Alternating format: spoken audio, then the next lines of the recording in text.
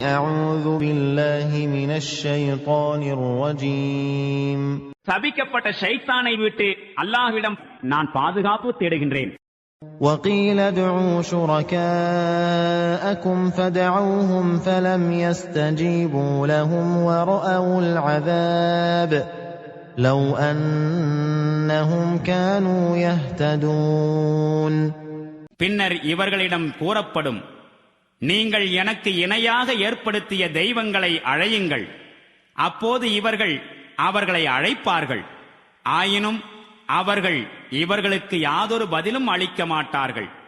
மேலும் இந்த மக்கள் வேதனையை கண்டுகொள்வார்கள். அந்தோ இவர்கள் வழிகாட்டுதலை பின்பற்றுவோராயிருந்திருக்க வேண்டுமே.